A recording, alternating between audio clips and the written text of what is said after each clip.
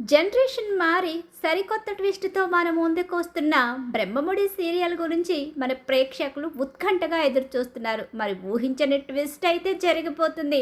తన మేనత్త అప్పుని తీసుకుని దుగ్గిరాల వారింట్లో అడుగు పెట్టిన అపర్ణ మనవడు రాజ్ షాక్లో రేఖ. మరి ఇదంతా ఎలా జరిగిందో తెలుసుకోవాలనుకుంటే వీడియోనైతే చివరి వరకు మిస్ కాకుండా అయితే చూసేయండి. ఇక వదిన, మీరు మాత్రం వాళ్ళని ఒక కంట కనిపెడుతూ ఉండండి, లేకపోతే వాళ్ళు ఇష్టం వచ్చినట్టు ఇక రెచ్చిపోతూ ఉంటారు. అందుకని మనం ఎట్టి పరిస్థితుల్లోని వాళ్ళని మాత్రం వదిలిపెట్టకూడదు అని చెప్పేసి రేఖ తన వదినకి చెప్తూ ఉంటుంది. పిల్లలు ఎదుగుతారు, పెద్దవాళ్ళు అయిపోతారు, కానీ ఇంటికి మహారాణుల్లా ఉండవలసిన ఆడపిల్లలు ఇంటి పని మనుషుల్లా ఉండడంతో ఇక నానమ్మ తాతయ్య బాధపడుతూ ఉంటారు. అపర్ణ సుభాష్ ఇద్దరు కూడా. సుభాష్ అప్పటికే మంచానికే పరిమితం అయిపోయి ఉండిపోతాడు. పరిస్థితులు అనుకూలించక ఇక ఇక్కడ చూస్తే బస్తీలో స్వరాజ్గా కాకుండా రాజుగా ఆ బస్తీ వాళ్ళతో కలిసి అక్కడ పెరుగుతాడు రాజ్. అయితే ఇక్కడ ఎలాగైనా తల్లిదండ్రుల ఆశయాన్ని నెరవేరుస్తాను, మీరు బాధపడనవసరం లేదు అంటూ తాతయ్య నానమ్మలకు మాటిస్తుంది ఇందు. అయితే ఇలా ఆ స్టోరీ అయితే సరికొత్త మలుపు తిరిగింది. ఇక్కడ చూస్తే ఇక రేఖ అయితే మాత్రం, ఏంటి శబదాలు చేస్తున్నట్టున్నావు మీ తాత దగ్గరకు వచ్చి, నువ్వు అనుకున్నది ఏమీ జరగదు, పిచ్చి పిచ్చి ఆలోచనలు వదిలేసి ఈ ఇంట్లో ఏ పనులు ఎప్పుడు చేయాలో అది ఆలోచించు. ఈ ఆస్తి గురించి అలాగే ఇంకా ఏదైనా విషయాల గురించి ఎక్కువగా ఆలోచించావనుకో, నిన్ను, మీ తాతని, మీ నానమ్మని, అలాగే నీ చెల్లెల్ని ముగ్గురిని కలిపి బయటకు గెంటేస్తాను అని చెప్పేసి బెదిరిస్తూ ఉంటుంది రేఖ. రేఖను ఎదిరించే శక్తి లేక ప్రస్తుతం ఉన్న సిచ్యువేషన్లో రేఖ చెప్పినట్టుగా వినడం తప్ప తనకి మరో దారి లేదు. కాకపోతే హిందూ చదువుకుంటుంది, తన చెల్లెల్ని కూడా రేఖకు తెలియకుండానే చదివించుకుంటుంది. వీళ్ళు ప్రస్తుతం బయటికి అడుగు పెట్టలేని పరిస్థితి. బయట ప్రపంచం గురించి పెద్దగా తెలియకుండా రేఖ ఇంటికి అంకితం చేసేస్తుంది. ఇక్కడ చూస్తే రాజు బస్తీలో ఒక మాస్గా పెరుగుతాడు. తనను పెంచిన వాళ్లకు తను సపోర్ట్గా నిలబడి ప్రతి విషయంలో వాళ్లకు అండగా నిలబడతాడు. ఇందుకే భగవంతుడు నిన్ను మా దగ్గరికి చేర్చాడేమోరా, మమ్మల్ని ఈ వయసులో ఇంత ప్రేమగా చూసుకోగలిగేది నువ్వనే ఆ భగవంతుడికి తెలుసు అనుకుంటా. మా కష్టకాలంలో ఆదుకునే శక్తి నీకు మాత్రమే ఉందని, మా కోసం నీ చదువును కూడా మధ్యలో ఆపేశావు, మా కోసం కష్టపడుతున్నావని వాళ్ళు బాధపడుతూ ఉంటారు.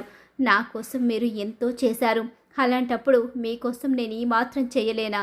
ఈ రాజు ఉండగా మీరు దిగులు పడవలసిన అవసరం లేదు అంటూ తనని పెంచిన వాళ్ళకి ధైర్యం చెప్తూ చాలా హ్యాపీగా ఇక స్నేహితులతో చాలా సంతోషంగా గడుపుతూ ఉంటాడు.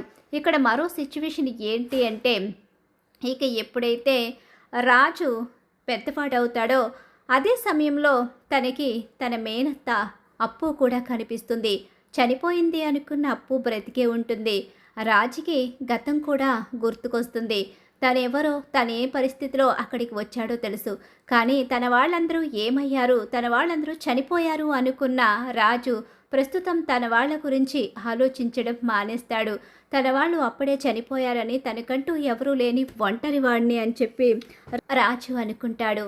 అనుకోని విధంగా తన మేనత్త ఒక సిచ్యువేషన్లో బస్తీలోనే కనిపిస్తుంది. తను కూడా స్పృహ లేని పరిస్థితిలో ఎన్నో ఏళ్ళు మంచానికి అంకితమైపోయి ఉండిపోతుంది. పోలీస్ ఆఫీసర్ అన్న విషయాన్ని కూడా తనకి గుర్తు లేకుండా తను ఎవరో తెలియని అయోమయం పరిస్థితిలో అప్పు బ్రతికేస్తుంది. ఎప్పుడైతే మేనత్తని చూస్తాడో అప్పుడు తన వాళ్ళలో ఒక్కరైనా బ్రతికున్నారన్న విషయం రాజుకి తెలుస్తుంది. రాజు మేనత్తకి గతం గుర్తుకు చేయడానికి ఎన్నో ప్రయత్నాలు చేస్తూ ఉంటాడు. అలా చివరికి ఎలా అయితే తన మేనత్తకి తన వాళ్ళ గురించి, తన వాళ్ళ పరిస్థితుల గురించి, ఆ రోజు జరిగిన బాంబ్ బ్లాస్ట్ గురించి చెప్పి అప్పుకి గతాన్ని గుర్తుకు చేస్తాడు. ఇక్కడ చూస్తే ఇక రేఖ అయితే మాత్రం హిందూ విషయంలో చాలా దారుణంగా ప్రవర్తిస్తూ ఉంటుంది. హిందూని, తన చెల్లెల్ని ఇంటి పని మనుషులుగా చూస్తూ ప్రతిరోజు ఏడిపిస్తూ బాధపడుతూ ఉంటుంది. వాళ్ళ కన్నీళ్ళు వాళ్ళ నానమ్మ తాతయ్యలు చూస్తే మరింతగా బాధపడతారని కన్నీళ్లు కనిపించకుండా దిగమింగుకుంటూ రేఖ చెప్పిన పనిని, రేఖ ఆడపడుచు చెప్పిన పనిని చేస్తూ తన చెల్లెలికే పని మనుషులుగా మారుతారు ఇద్దరూ కూడా. ఇక ఇలా ఇంట్లో సిచ్యువేషన్ చాలా అధ్వానంగా మారిపోతుంది.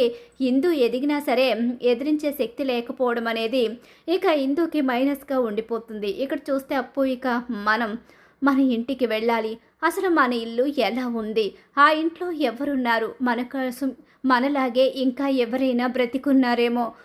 నా కూతురు, కావ్యక్క కూతురు వాళ్ళు బ్రతికే ఉన్నారేమో! మనం వెళదామా? కంగారు పడకు అత్త. అసలక్కడ సిట్యుయేషన్ ఏంటో నేను తెలుసుకుంటాను.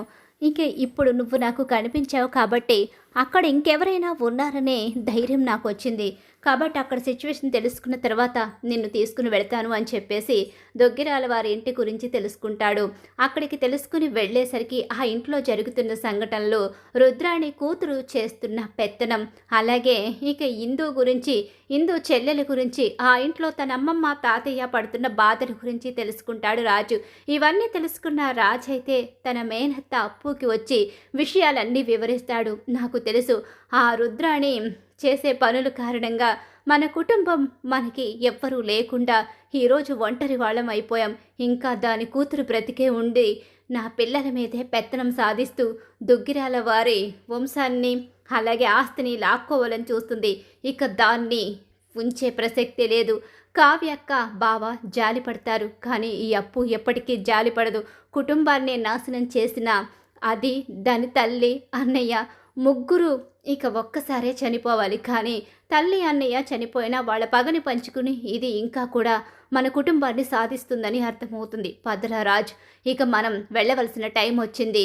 వాళ్లకు అండగా నిలబడి మనమేంటో దానికి చూపించాలి అని చెప్పేసి ఇక రాజుని తీసుకుని అప్పు బయలుదేరుతుంది.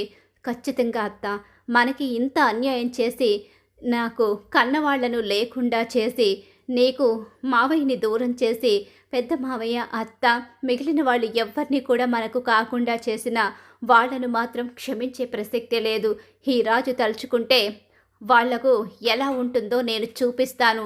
నేను మావయ్యలా క్లాసుగా మాట్లాడి మావయ్యలా జాలిపడే మనిషిని కాదు. మావయ్య రూపం ఉంటే ఉండొచ్చు, కానీ మావయ్యలా ఆలోచించే మనస్తత్వం నాకు లేదు.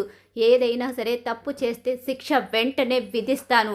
వాళ్ళ అంతు నేను చూస్తాను అని చెప్పేసి తన చిన్న మేనత్త అప్పుని తీసుకుని దొగ్గిరాల వారింట్లో అడుగు పెడతాడు రాజు. అయితే ఒక్కసారే రాజు అలాగే అప్పు ఇద్దరిని చూసి రేఖకు చాలా పెద్ద షాక్ ఎదురవుతుంది. వీళ్ళు బ్రతికే ఉన్నారా అని చెప్పి రేఖ షాక్ అయిపోయి ఉండిపోతే, ఎవరాళ్ళు? బ్రతికే ఉన్నారా అంటున్నావేంటి? అప్పు బ్రతికే ఉందా? పక్కనున్నదెవరు? తను రాజ్ కాదే అని చెప్పేసి చాలా షాకింగ్గా చూస్తూ ఉండిపోతుంది. ఏంటి అలా చూస్తున్నావేంటి? మా మావయ్యే బ్రతికొచ్చాడు అనుకుంటున్నావా? నేను మా మావయ్య ప్రతిరూపం రాజు మేనల్లుణ్ణి. నా మేనత్త బ్రతికి ఉంది. అందరినీ చంపేశామనుకుని నా కుటుంబంపై పెత్తనం సాధిస్తూ వీళ్ళని బాధ పెడుతున్న నీ అంతు చూడడానికే భగవంతుడు మా ఇద్దరిని బ్రతికించి ఈరోజు ఇక్కడికి పంపించాడు.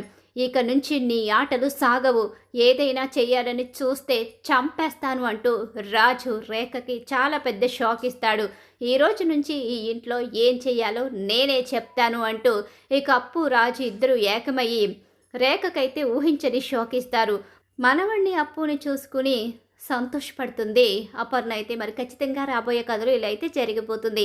ఇలా జరగాలని చెప్పి మీరు కూడా కోరుకుంటున్నారా? అయితే వీడియోని తప్పకుండా లైక్ చేసి బ్రహ్మముడి సీరియల్ అప్కమింగ్ ఎపిసోడ్స్ టీవీలో కన్నా ముందుగా చూడాలనుకుంటే ఛానల్ని ఇప్పుడే సబ్స్క్రైబ్ చేసుకు పక్కనున్న గంట సింబల్లో ఆల్ మీద క్లిక్ చేయండి.